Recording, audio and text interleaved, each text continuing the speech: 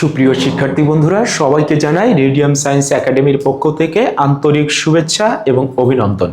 আজকে আমরা আলোর ব্যতিচার সম্পর্কিত আরো একটি বোর্ড পরীক্ষার সৃজনশীল প্রশ্ন সলিউশন করব। এটি কুমিল্লা বোর্ড 2021 সালের সৃজনশীল প্রশ্ন। উদ্দীপকটিতে বলে দেয়া আছে ইয়ং এর দ্বিচির পরীক্ষায় চির দুটির মধ্যবর্তী দূরত্ব 1 মিলিমিটার। পরীক্ষণটিতে চির হতে 80 সেন্টিমিটার দূরে পর্দা স্থাপন করে ওই পর্দার উপরে ব্যতিচার ডোরা সৃষ্টি করা হলো।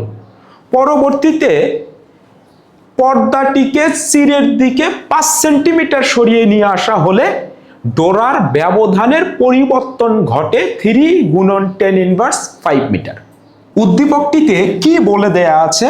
বলে দেয়া আছে এই ইয়ং এর দ্বিচির পরীক্ষায় এই চির দুটির মধ্যবর্তী দূরত্ব দেয়া আছে, অর্থাৎ আমার এর মান দেয়া আছে 1 মিলিমিটার। বলো তো মিলিমিটার রাখা যাবে না, তাহলে আমরা 1 × 10⁻3 মিটার মিটার করে নিলাম।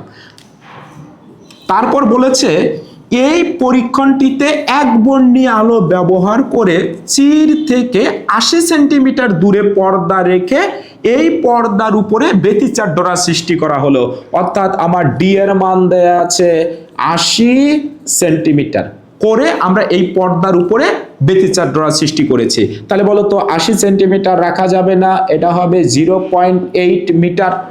ওকে, তারপরে বলেছে এই পর্দাটিকে এই চিরের দিকে 5 সেন্টিমিটার সরিয়ে নিয়ে আসলে, তাহলে বলো তো 5 সেন্টিমিটার যদি সরিয়ে নিয়ে আসি তাহলে এবার চির থেকে পর্দার দূরত্ব কত হবে?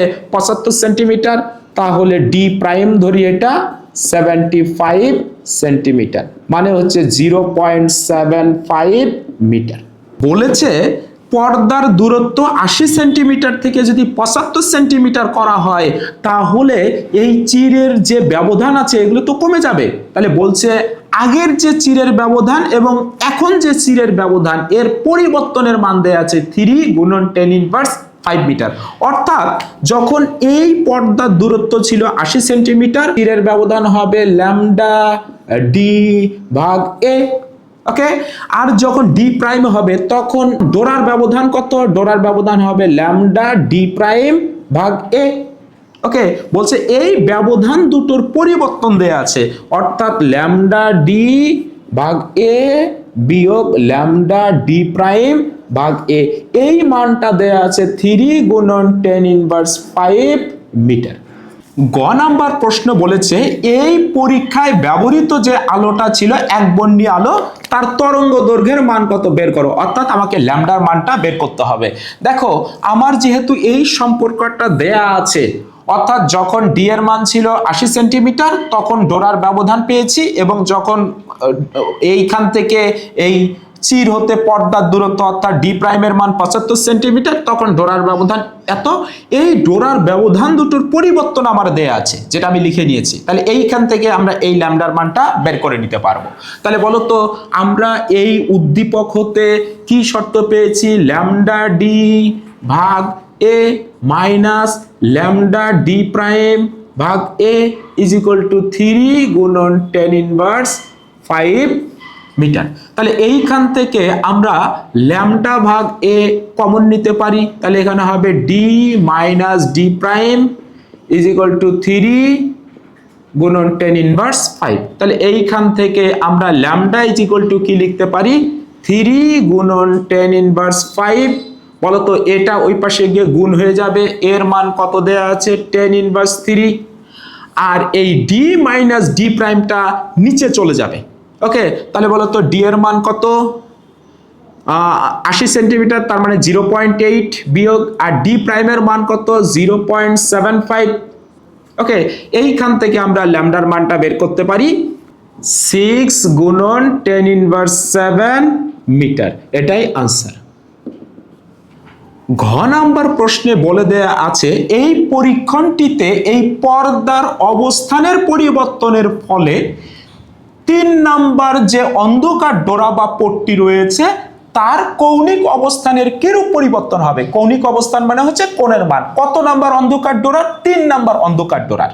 ওকে, মানে কৌণিক বিস্তার বা কৌণিক সরণের মান বা কৌণিক অবস্থানের মান বের করতে বলেছে ৩ নাম্বার অন্ধকার ডোরার। তাহলে বলো তো আমরা ধ্বংসাত্মক ব্যতিচারের যে পথ পার্থক্যের সূত্র রয়েছে সেটা দিয়ে আমরা ম্যাথ করব। তাহলে ধ্বংসাত্মক ব্যতিচারের ক্ষেত্রে আমরা জানি পথ পার্থক্যের মান যদি a sin theta n is equal to 2n plus 1 into lambda by 2 এইটা হয় যখন n এর মান কত হবে, n এর মান যখন হবে 0 1 2 এই রকম যখন হবে তখন আমরা ধ্বংসাত্মক ব্যতিচার মানে অন্ধকার ডোরা পাবো। আমি আরো একটা ফর্মুলা লিখেছিলাম a sin theta n is equal to 2n minus 1 into lambda by 2। তুমি এটাকে প্লাস না দিয়ে মাইনাস দিয়েও লিখতে পারো, কিন্তু তখন n এর মান কিন্তু হবে 1 2 3 এই রকম মানগুলো হবে। তাহলে বলো তো যদি আমি প্লাস দিয়ে করি তাহলে এই n এর মান 0 মানে কি, এটা কিন্তু 1 নাম্বার অন্ধকার ডোরা। n এর মান 1 মানে কি 2 নাম্বার অন্ধকার ডোরা। n এর মান 2 মানে কি এটা কিন্তু 3 নাম্বার অন্ধকার ডোরা।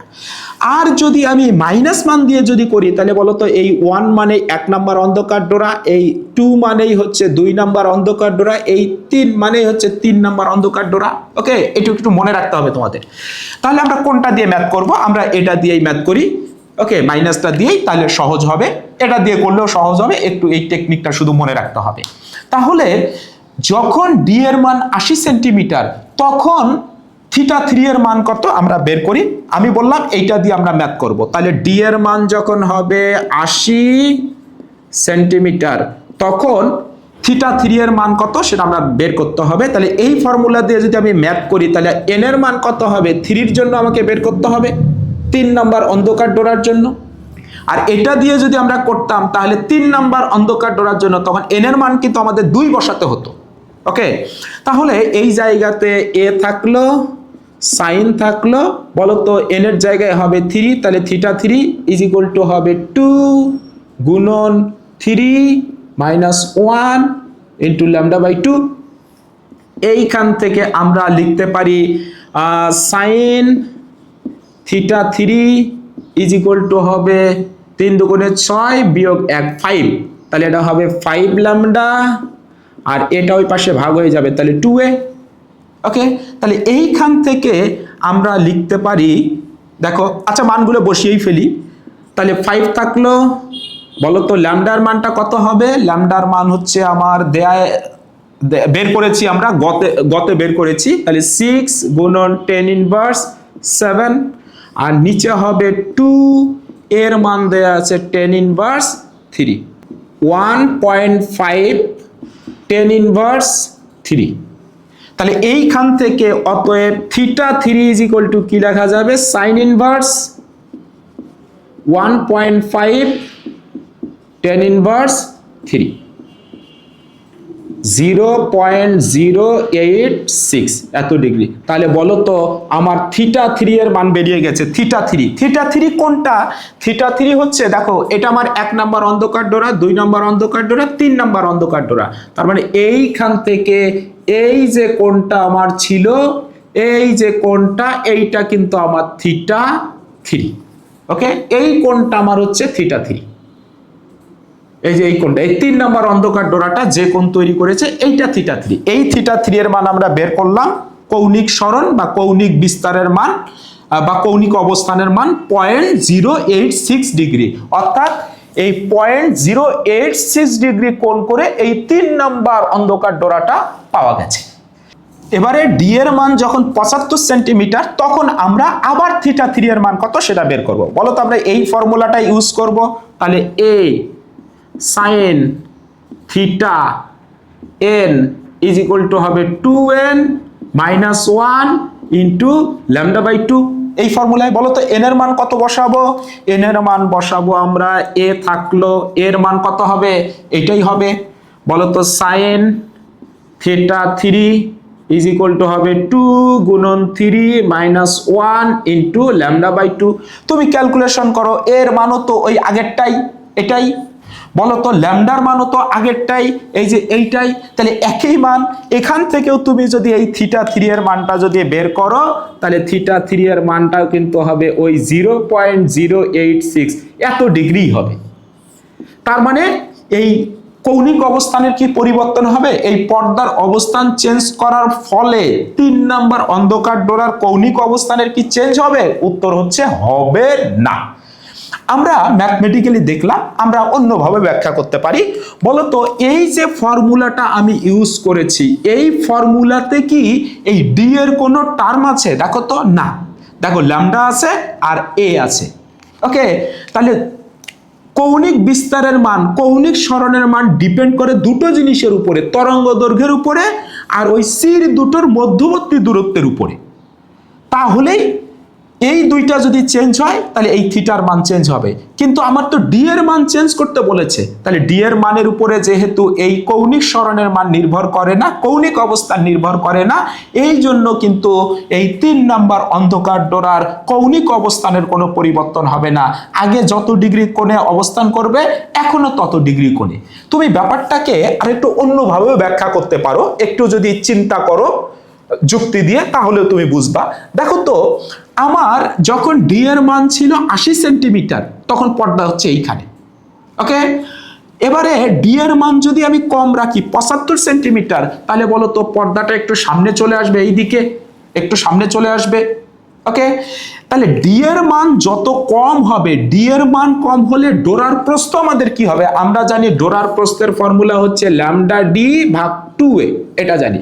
বলো তো ডি এর মান যত কম হবে ডোরার প্রস্থ তত কম হবে, মানে ডোরার প্রস্থ কম হবে, তার মানে ডোরার প্রস্থগুলো ছোট হয়ে যাবে, ডোরাগুলো ছোট হয়ে যাবে।